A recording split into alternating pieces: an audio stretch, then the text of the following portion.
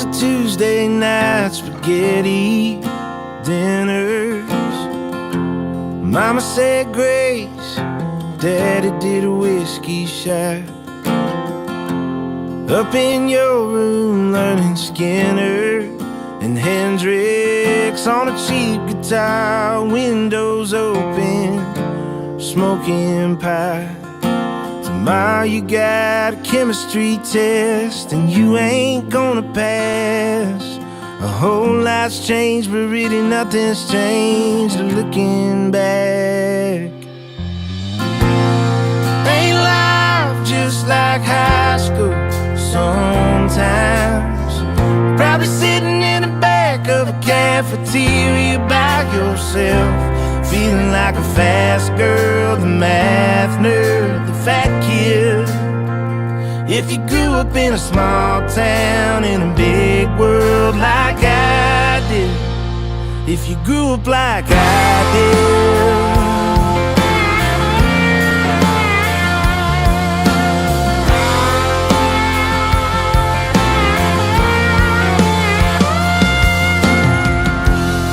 Was it dirt roads that you lived for on a Friday night? A Texaco Rose walking up to her front door.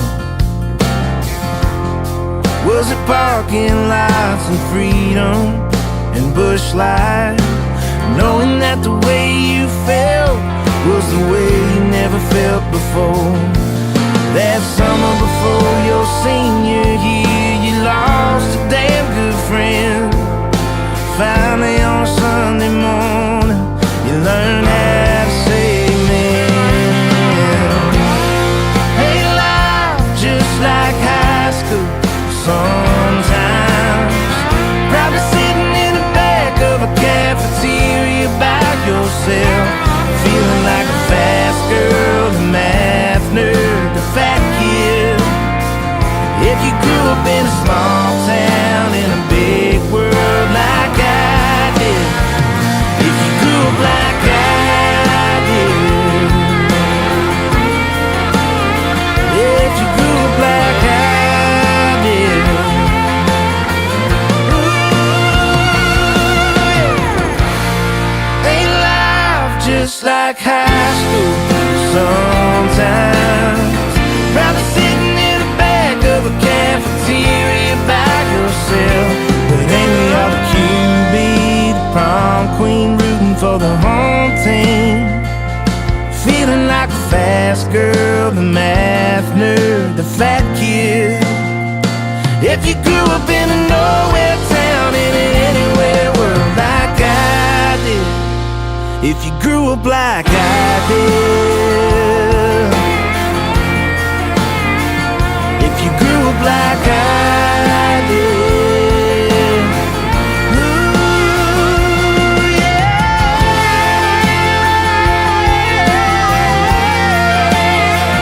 If you grew up, if you grew up like I did.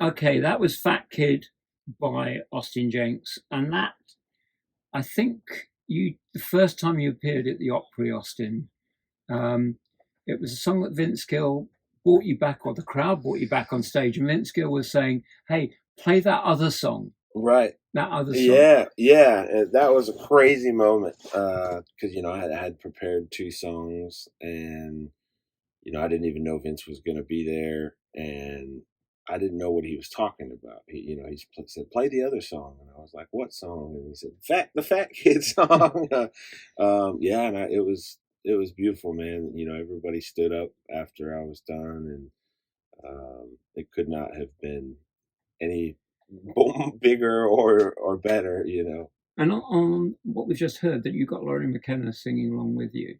Yeah, Lori is the best, man. How did you get the song? Because it's her song. It's her song, yeah, and it's my roommate at the time was writing with her in Boston with a guy named Andrew Dorff, and the day they wrote it, he texted me the work tape of Lori singing it, and it just, it was like my life in a nutshell, and I started playing it at shows for about 2 years after that, nonstop. The first time I ever played it in my hometown, nobody had heard it before, and I got to the first chorus, and everybody started clapping like they, heard it a million times, and so I just knew it was something that I needed to do, and so after that, once we recorded it 2 or 3 different ways before Lori was on it, and then that final one, we asked her to come in and sing, and it just kind of made the whole And thing. yeah, because you were a big lad at school, because you were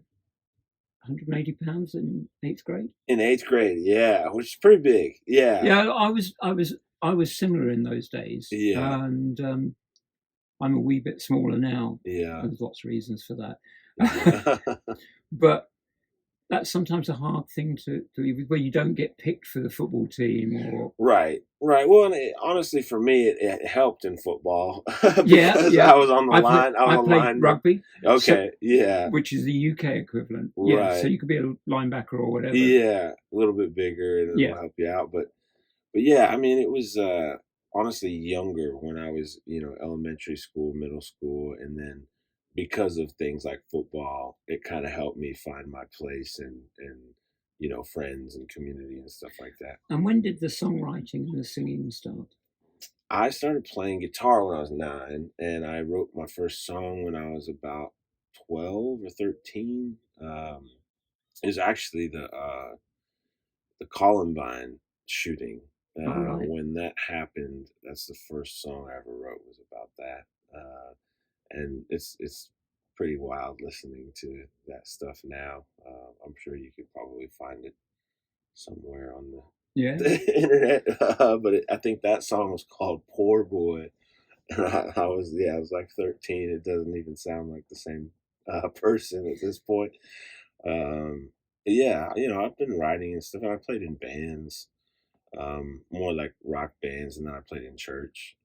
So I I don't think I understood the craft of songwriting until I moved to Nashville. It was more of just an emotional outlet for me. And then when I moved to Nashville, I realized, like, oh, you can really learn how to do this. It's not just something that and I've always been a singer and felt like that was a natural thing for me, but the writing was something that I definitely had to learn. Because you grew up in what I wouldn't class as a natural country type place. I No. mean, Duval, Washington State is Yeah. not that big a place, is it? No, it's a small town. It's a farming community. Well, it was when I was there.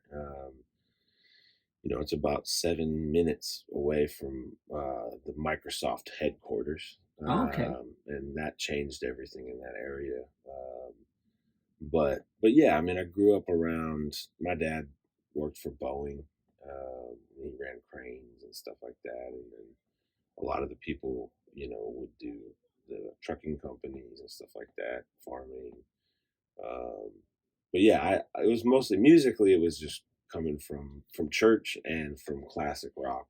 And did you establish yourself with an audience or a following in Washington first before you moved down to Nashville? Because that must be a big step to think, right, I'm leaving home and I'm going For sure. Yeah, I'd had a family full of music, and my family's pretty big. My mom has a brother and 3 sisters, and then they all have kids, and a lot of us play music, and so grew up around that. And then playing church, and then when I moved to college in Bellingham, Washington, um, I played a lot of coffee shop gigs and stuff like that, and so yeah, I mean, I definitely had a little bit. I'd put out, I think, 2 CDs before I moved to Nashville. And yeah, we moved just because I knew that that's where I had to go to try to make a run at it to make a career out of it. And the latest release you had is River Jordan. Tell us what's behind that song. River Jordan was another song that my roommate had written with this guy named Ryan Beaver. And I'm a big fan of Ryan. He's a great artist and writer. And basically, there's a picture of Johnny Cash being baptized in the River Jordan.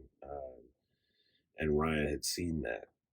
and it just kind of struck him. He's like, we got to write a song about this. And we reached out to John Carter Cash to ask if we could use the photo, and he was okay with it. And so yeah, especially at that time, I think we were all coming out of the pandemic, and I was a little like mopey, and I really wanted to know that there was hope, and like I said, I grew up playing in church. I haven't been to church in a long time. Kind of have this kind of relationship with organized religion in that way, but I still consider myself very spiritual. And so when I heard that song, it just like encapsulated all of that emotion. Okay, let's play the song.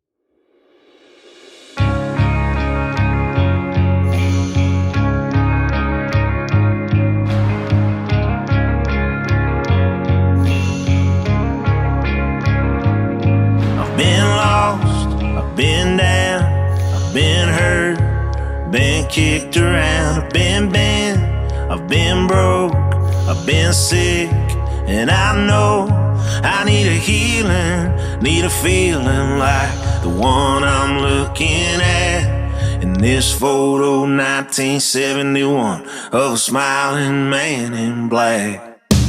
Johnny, what I feel like coming out the river Jordan, baptized under holy skies, did a peace come over you?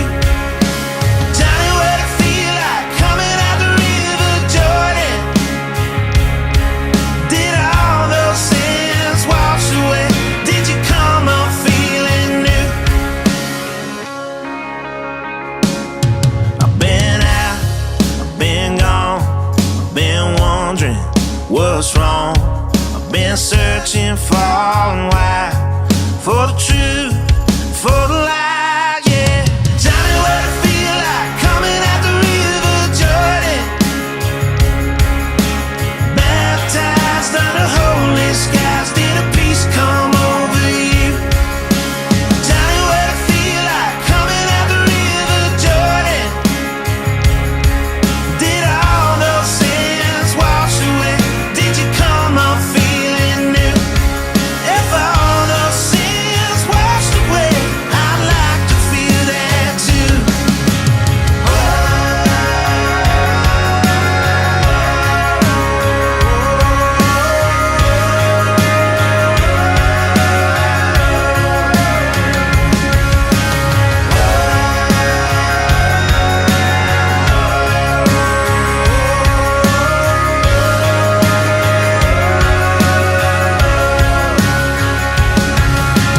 Johnny, what I feel like coming out the river Jordan, baptized under holy skies, did a peace come over you? Johnny, what I feel like coming out the river Jordan, did all those sins wash away? Did you come up feeling new? Johnny, what I feel like coming out the river Jordan, baptized under holy skies, did a peace come over you? Johnny, what I feel like coming out the river Jordan, did all those sins wash away? Did you come up feeling new? Before we played River Jordan, we were talking about moving to Nashville, and having watched you on stage last night, you mentioned about taking the lady who is now your wife with you and the Yeah. reaction of her dad. Yeah. And you've got to tell that in this video, that Okay. story. Yeah. So we my wife and I, we were dating. Her name was Brittany, and her dad, he was kind of actually a mentor to me in high school when my father passed away, and so I knew him before I knew her. And so when we started dating, it was kind of something that I think they all saw coming. They both of our families wanted it to happen. They were trying to play cool. We'd been dating for about 9 months, and then we decided to move to Nashville. And he took me out to sushi, and we were sitting there, and he asked me if we were going to be living together, and I said, yes, we will. It's going to save us a lot of money, so we don't have to pay rent in two different places, and um, and I say that stage on the stage, but in all actuality, what he said was, I have a license as a pastor, and we can, perform a ceremony before you move down there. Um, it was very serious. I kind of had a feeling it was coming, but it also took me by surprise. And, I just told him that I loved his daughter and that I would marry her one day. And, that was my full intention, but I wanted to figure out how to make a living making music first. And so he kind of just said, I don't love you any less. I don't, even though I don't agree with this way of doing things, I don't love you any less, and it's pretty amazing. I mean, they live in Nashville now, and after we had our daughter, they moved down there, and we see them a few times a week, and that's a relationship that I'm very happy and thankful for. But yeah, at that time, man, I was just sweating bullets. Now, you talked about having a daughter there, and that's been a big event, because that also, at the same time that your daughter was born, your label or your publishing deal fell through. Yeah. That must be difficult, because then you think, I've established myself, start For a sure. family, and then Yeah. Oh yeah. It was kind of getting cut out from, your feet, under your feet. I wasn't expecting it, and actually I had just had Morgan Wallen. He wasn't famous at the time, but he had just recorded one of my songs. And so in my mind, things were moving in a direction. We had just bought the house. I just bought a new truck that I was really excited about. And within 2 weeks, I found out that I was losing my deal. And then, I think I backed my truck into a tree or something. And then we found out we were pregnant, and so she was pregnant. And so, I mean, my wife, she is one of the strongest, most hardworking people anybody's ever met, man. I mean, she through that time, I think she took 3 weeks off when she had the baby, and then she went back to work, and I stayed home with our daughter that first year and a half, and I would write as much as possible here and there, and then we just kind of made it work. And one of the songs you wrote is my favorite song, Daddies with Daughters. And you've been kind enough to play it for us today, which we'll put into the video. So let's listen to that. All right. 9 months of warning, but I wasn't ready. Lead foot on a pedal, car seat in a Chevy. Tear down my face on the day you arrived with your grandmother's name and your mama's blue eyes. Balloons on a mailbox, front porch pink flowers, chair in the bedroom where I rock you for hours. Went weeks without sleeping till you slept through the night. That song that I sing still stuck in my mind. Daddies with daughters doing no man can. They walk on the water, fly like Superman. Lose all their powers in the palm of her hand. Daddies with daughters don't stand a chance. Only daddies with daughters never understand.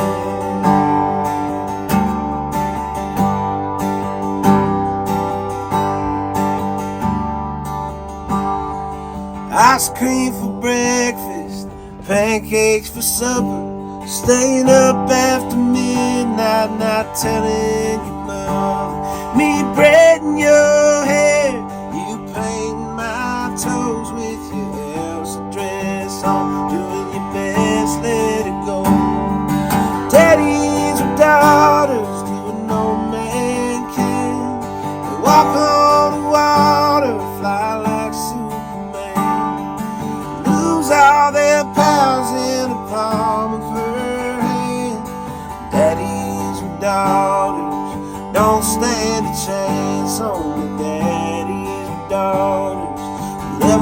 understand.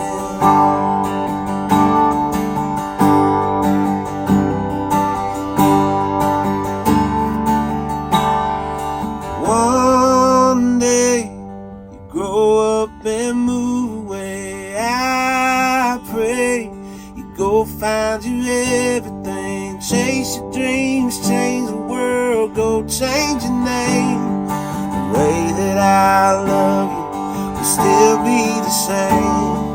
'Cause daddies with daughters do what no man can. They walk on the water, fly like Superman, and lose all their powers in the palm of her hand. Daddies with daughters don't stand a chance. Only daddies with daughters never understand.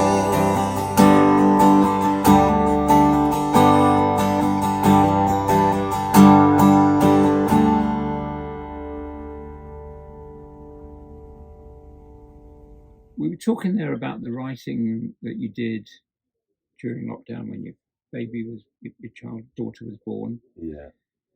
Which do you prefer, writing or performing? I thought you were going to say, which do you prefer, writing or being a dad? Oh, no. Being a dad is a given, man. I know, I'm joking. That's a tough one. I would definitely have to say performing.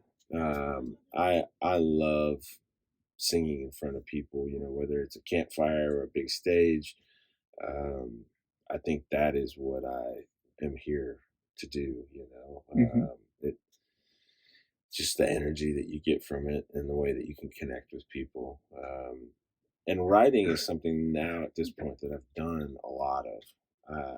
About 5 years or more in Nashville, I've had a publishing deal. I've been there for 11 years, but for about 5 of those, I was a staff writer, and so it's like Monday through Friday, every day from 11 to 3 p.m.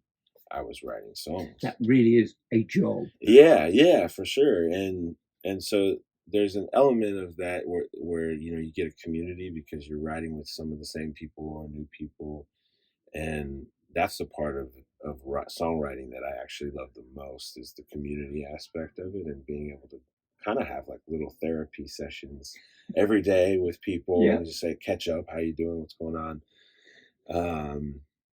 And then I also do a lot of like production stuff on my music at home. I do little demo recordings, and that's a little bit of like a hideaway for me. I've never turned that side of what I do into it's not like where I get money from. I don't do production for other people, but it's an escape for me on my stuff. And I'll go spend 12 hours on one song straight, just messing with drum sounds and bass sounds and stuff like that. And so it all depends on if that's still included in what you would call songwriting. But I really enjoy that part of it too. Yeah, I think that's almost a third leg to the way you work as an artist.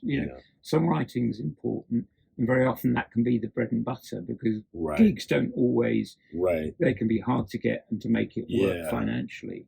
And then production, there's a lot of artists who do production for other people. Right, totally. As a way to keep living, but still enjoy the performing. Right. Now, this is your 4th time in the UK, or this side of the pond. Yeah. Is this is the end of your European tour? I suppose 2 questions from that. Just a reminder where you've played on this trip. Yeah. And then when are you coming back? All right. Yeah. We flew into Munich, and then we went to Cologne, Hamburg, and Berlin, and then I flew over to Belfast, and then I flew here. So, and it's all been back to back every day. I've had a show every day, and then with the trains in Germany, it's somewhere between 4 and 5 hours a day on a train. So really, I've just been kind of like sitting around, moving, miles and miles at a time, and then playing shows and sleeping and going the next thing. Which is similar to how last year was with Ashley McBryde on that tour. Yeah. But she had a bus, and she let me ride the bus. So that was like pretty easy for me. So Ashley and her crew will, they've done a series of videos on their trips and what it's like being on the road, because they're on the road constantly 300 days a year or something. That's hard work, but the bus makes it worthwhile. It makes it so easy, especially when you're just tagging along. So I think in total I've been over here for about 9 days and pretty much a show every day. And I don't have anything booked to come back, but I'm doing everything I can to try to make that happen.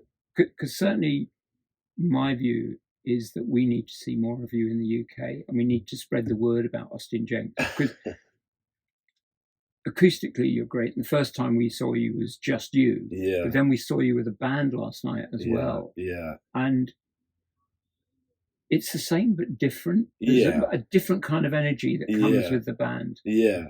Which is magic. That whole classic rock thing. Yeah. And I'm sure the more people hear you, the more gigs you'll get, and you can make it almost UK, certainly with Europe contacts as well. Yeah. Make it a longer gig worthwhile to do, because it ain't cheap to come No, it's not. But I would love to do it with a band,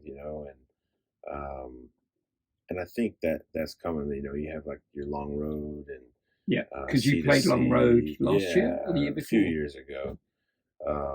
But all those, I would love to be able to do that Highways thing at the Royal Albert Hall. So all that stuff, I know like my manager and my booking agent are always trying to make stuff like that happen and throwing my name in the hat. And so it'll all happen in due time, but I would love to be over here 3 times a year if possible. That would be great. That would be good. And I think British audiences have a certain affection for artists. I mean, Kip Moore, for example, has built a tremendous UK fan base. Ashley has as well. So it works well. So that will be good. And I look forward to that happening, and stay in touch with us. Thank you. But to play us out, I think another of the songs that I enjoy of yours is Never Left Memphis. All right. As tremendous bass. I want to thank you, Austin, for being so nice, and such a nice guy, and so friendly, and particularly for doing Daddies with Daughters. Yet again, I'll thank you for that. Heck yeah, man. And let's play Never Left Memphis. Let's rock out, man. Okay. Thank you. Thank you, man. You're awesome.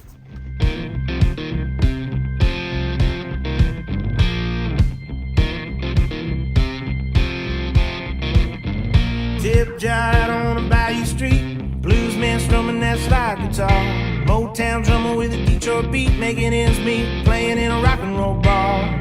Uptown, downtown, up north, down south, roof spread wide from that ground and that Mississippi River sound. Never left Memphis, it's on streets of Beeling, on beat beats, hands up in heaven. Never left Memphis, it's out on Mud Island, in the moonlight there's some records, shining for the whole world. Through every twist and every turn, it's where everybody goes, cause everybody knows the Graceland goes to Elvis. Never left Memphis. From Gainesville West to Muscle Shoals, to the coast of California, hit Midwest roads from Chicago, rode all the way down to Texas. Never left Memphis, it's on streets of Beating, on beat beats, hands up in heaven. Never left Memphis, it's out on Mud Island, in the moonlight there's some records, shining for the whole world. Through every twist and every turn, it's where everybody goes, cause everybody knows that Graceland goes to Elvis. Never left Memphis. Never left Memphis.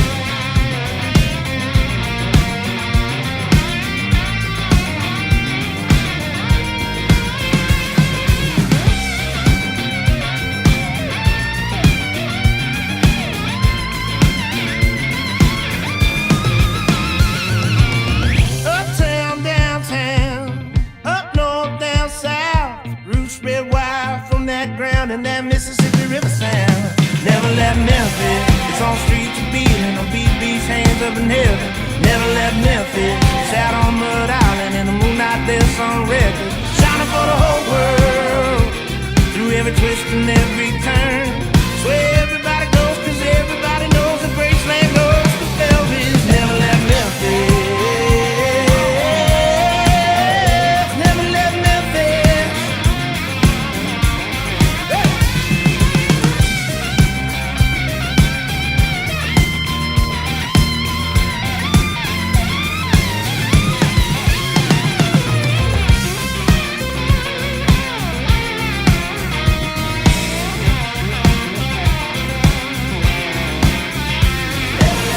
Uptown, downtown, up north, down south. Roots spread wild from that ground and that Mississippi River sound.